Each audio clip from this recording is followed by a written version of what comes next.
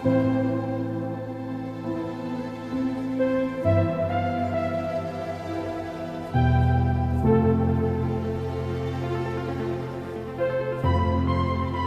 my fellow YouTubers and subscribers, and welcome to my latest review, where today I review the latest film from Pixar, Elio. The movie is directed by Adrian, Molina, Madeline, Sharafian, and Domee.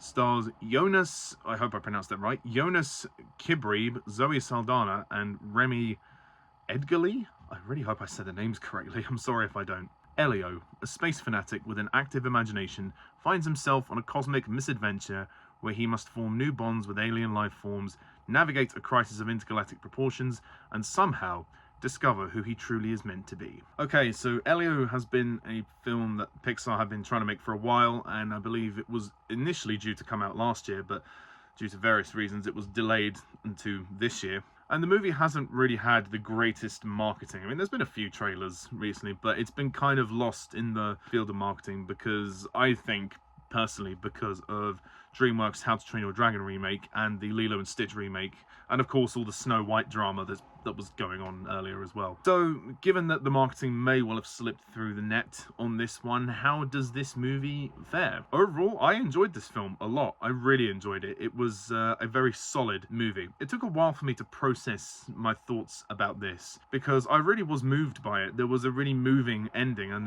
throughout the movie there's the classic Pixar emotional tone, and you feel the weight of the character's journey and the emotional relationships being put to rest. You feel all of that, and it's done in a very heartwarming way, and the ending is very beautiful. It's definitely the best scene of the film, where everything comes to a head, and I won't say any more than that for spoilers, but I will say it's very heartwarming, it's touching, and I did cry, you know. I thought, you know, it did bring some tears out, which is great. You know, classic Pixar, they keep the heart at the focus of it, which I really like. I would say, though, that the story itself is one that is potentially quite generic. It is something that has been done before. It definitely has kind of E.T. vibes, what with a human befriending an alien and becoming deep friends, and the emotional connection between the two of them. I mean, that definitely feels very reminiscent of E.T. And beyond that, all of the stuff on the actual planet isn't particularly well developed. It is kind of thin on the ground. There's the other sidekick character named Gordon, who is voiced by Remy Edgerly, who is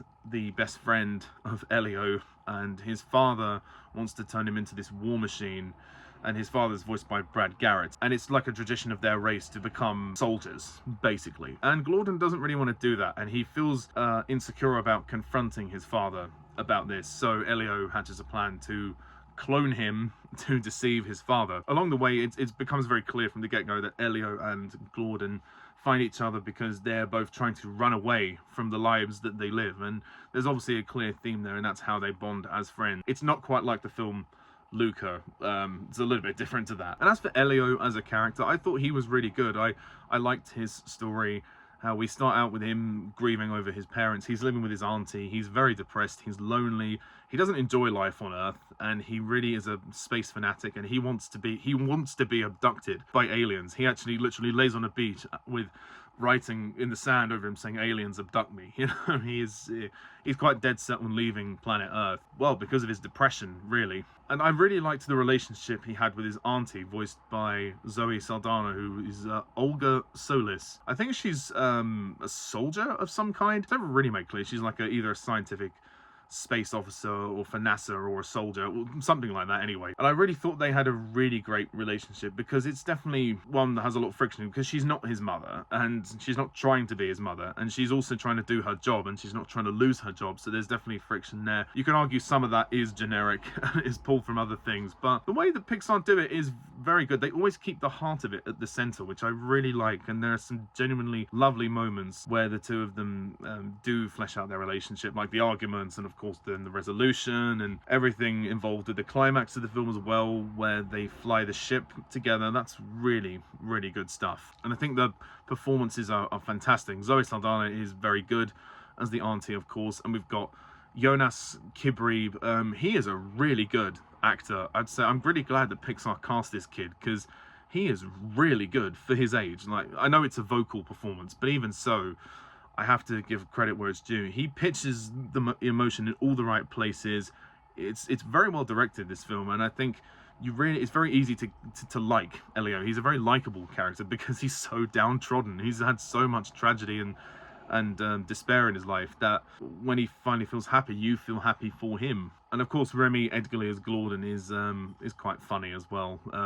There's some good chemistry between the two of them, and I did buy their friendship. I thought their friendship was very cute and well done. Visually, this is quite possibly the most colourful movie Pixar have made since the Inside Out movies. I know I need to review Inside Out 2. That is on my list. But I really liked the world that this communiverse, as they called it, or something like that. It's called Communiverse, where there's this society of aliens that accept you if you're either a high status leader of another planet or if you do something good for someone else.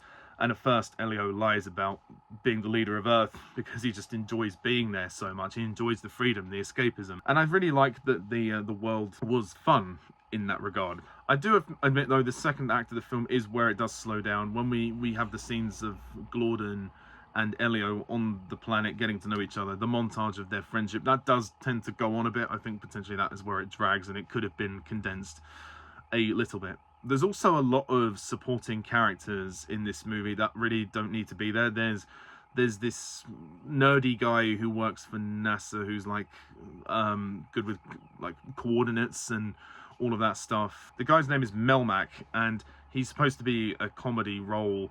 He's in it a couple of scenes, but he's not really fleshed out too much. I mean, he's kind of amusing at one point, I guess. And there's also some bully characters that Elio comes across, and they actually reappear a few more times than I think they needed to. They are overused at times, I would say. And there's also quite a lot of alien characters on the planet where they go to the Communiverse, and they all have a distinct personality, and I can't remember the names of all of them. I don't remember who's who, so it's a little hard to keep track of some of the characters. So I think it would have been good to just condense a few characters or cut a few characters out, or reduce the amount of time that characters are on screen where needed. The animation, well, it goes without saying that there's no fault there. Pixar are incredible with the animation. They've always done a really good job with that, and it's, you know, compared to the first Toy Story film, which came out in 1995.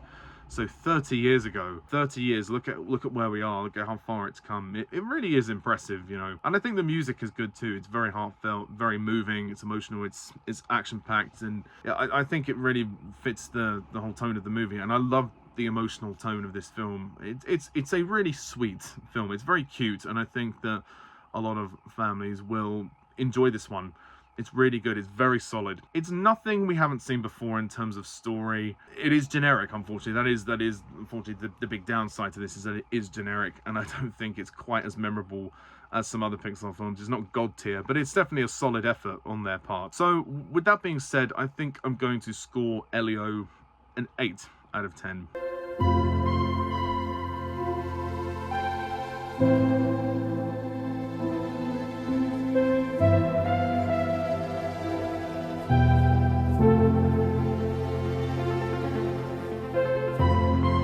I would definitely recommend you go and see it. Take your kids to see it, please, because it's bombing at the box office. It really needs that money. It really needs the push. I realise that the How to Train Your Dragon remake is still out, and of course Lilo and Stitch is still out. So please do support this one as well, because it really is worth your time. And I actually think it's better than both of those movies. Clearly by the rating, you can see that I prefer it, but that's just my opinion. So what do you think of Elio? Please comment down below, let me know, and stay tuned for more reviews to come in the future. Please hit the like and subscribe button, and until next time, I'm Pajak's Perspective.